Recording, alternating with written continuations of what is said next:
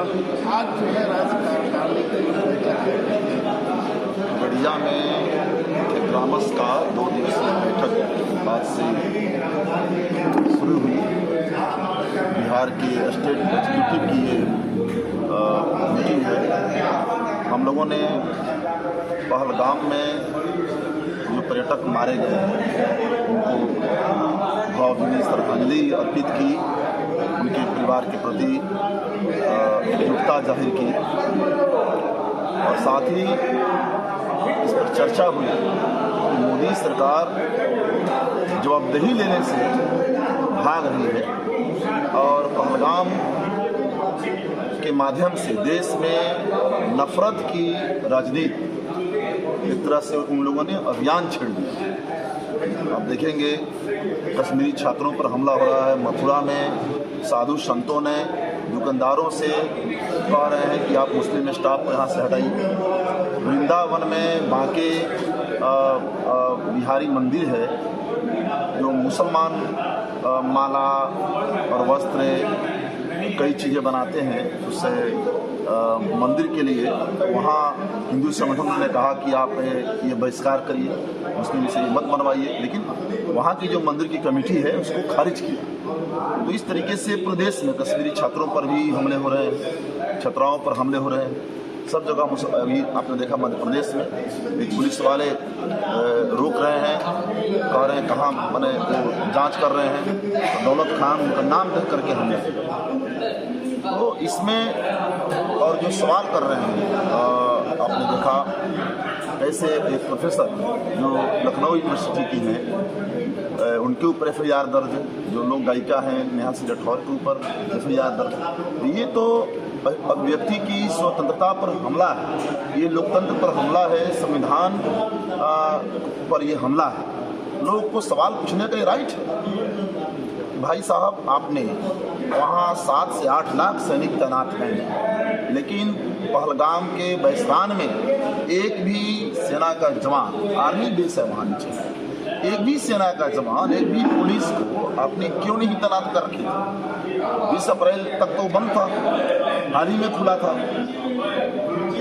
ये आप जवाबदेही लेने के बजाय मीडिया के सामने आकर के प्रधानमंत्री गृहमंत्री को बयान देने के बजाय आप जो है राजनीति कर रहे हैं, नफरत की राजनीति कर रहे हैं।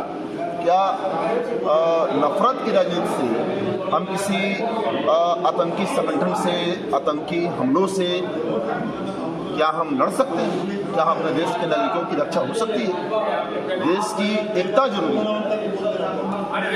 और इसीलिए आप देखिए जो सऊदी अरब गए थे, तो सऊदी अरब गए, आप वापस आए पहलगाम के हमला के बाद, तो आपको कहाँ जाना चाहिए?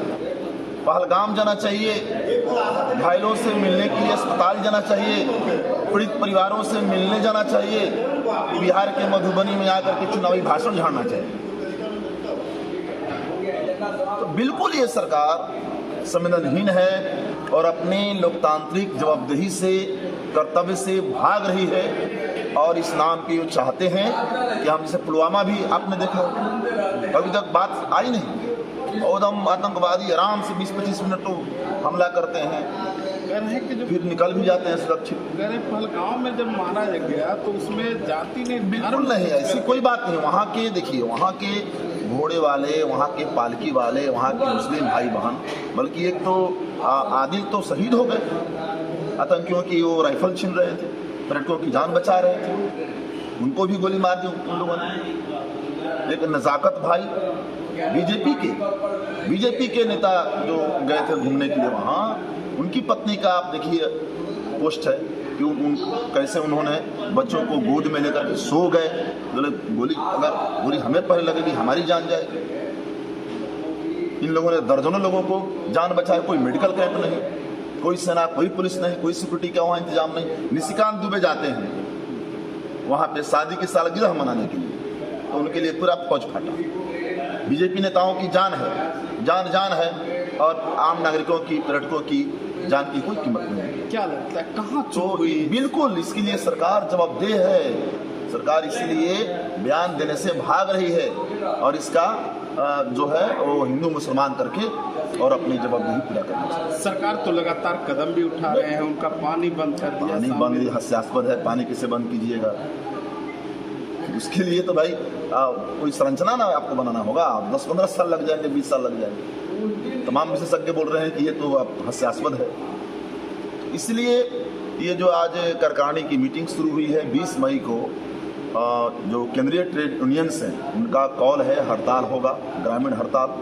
और ये हड़ताल जो मोदी सरकार की जन विरोधी, मेहनतकश वर्ग के विरोधी जो कानून बने हैं कॉरपोरेट ट्रस्ट, इस कानून के खिलाफ है। जो नीतियां सरकार ने अपनाई है, जो 4 श्रम कोड ये लाए हैं, ये जितने भी सार्वजनिक उपक्रम हैं उनके निजीकरण के खिलाफ, ये महंगाई के खिलाफ, न्यूनतम मजदूरी मिले, मनरेगा में मजदूरी बढ़े, इस सवाल पर है।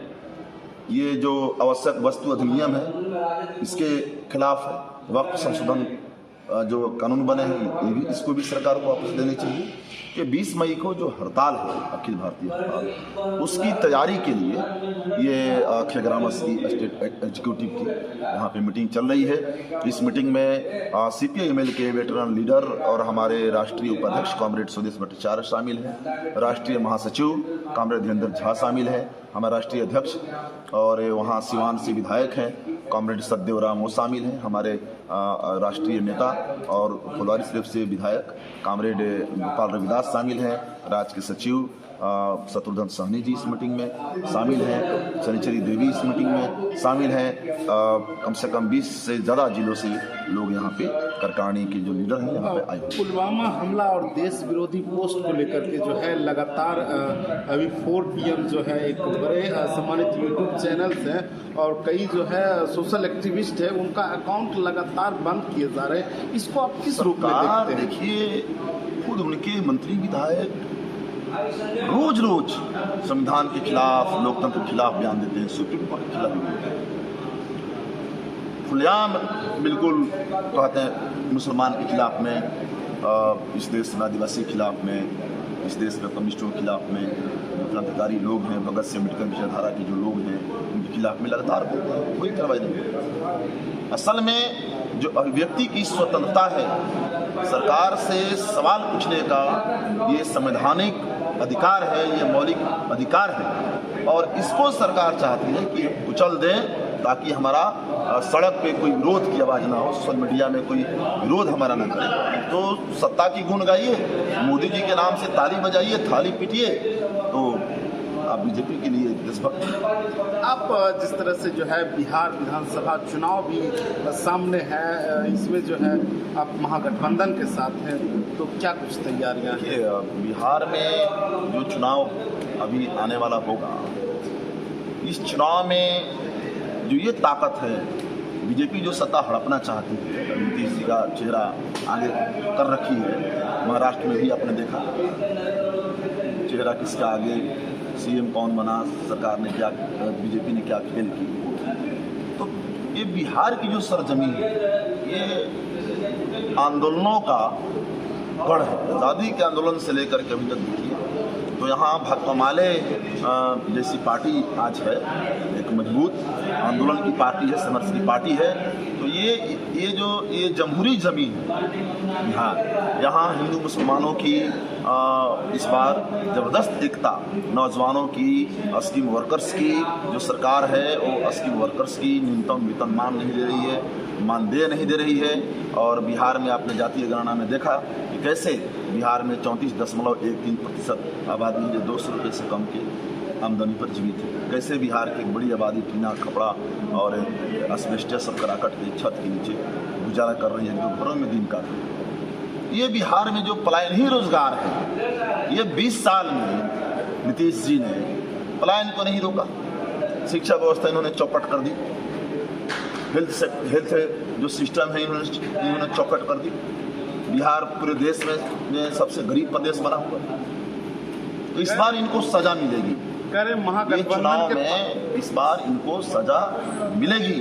और बिहार के जो आवाम है, ये सांप्रदायिक फांसीवादी ताकतों को, लोकतंत्र और संविधान के दुश्मनों को इस बार बिहार में धूल चटाने का काम करेगी और महागठबंधन का जीत होगा।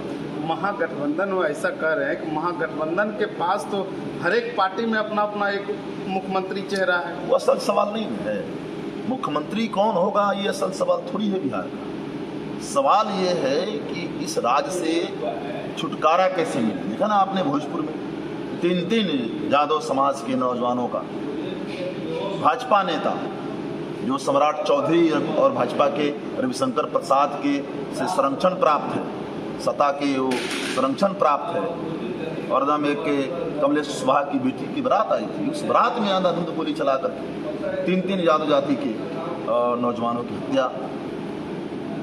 कुशवाहा समाज के बच्चे घायल हैं, लोग घायल हैं। आपने देखा सीतामढ़ी में जय श्री राम नहीं बोलने पर, जय भीम बोल रहे थे अवध पसवान, जय श्री राम नहीं बोलने पर राजपूतों द्वारा पीट करके हत्या कर दी। तो फिर भी तो एक बात होती है कि इनके नेतृत्व में आखिर बिहार का नेतृत्व कौन संभाले? महागठबंधन हमारे अभी कोऑर्डिनेशन कमेटी के चेयरमैन माननीय तेजस्वी जी बने हैं प्रतिपक्ष के। सब लोग हम लोग नेतृत्व कर रहे हैं, पूरा महागठबंधन नेतृत्व कर रहा है। माले है, सीपीआई है, सीपीएम है, कांग्रेस है, राजद है, नेतृत्व कर रहे हैं। पिछले चुनाव में सीपीआई एमएल का जो है एक बढ़िया जो है परफॉर्मेंस रहा, सारे विधायक था। तो इस बार जो है क्या कुछ महागठबंधन 19 में हम लोग का जो स्ट्राइक रेट है वो शानदार है। 19 में से हम लोग 12 जीते थे और 3 हमारे बहुत कम वोटों से हम 3 सीटों पर हार गए, भोरे और आरा में कई जगहों पर, और 3 सीट लोकसभा में भी मिला तो हम लोग 2 सीट जीते, आरा और काराकाट। तो माले निश्चित तौर पे इस बार 2 दर्जन से ज़्यादा, मतलब कि 3 दर्जन के करीब माले इस बार अगर हमें सीट मिले तो हम लोग इस बार आपको माले की जीत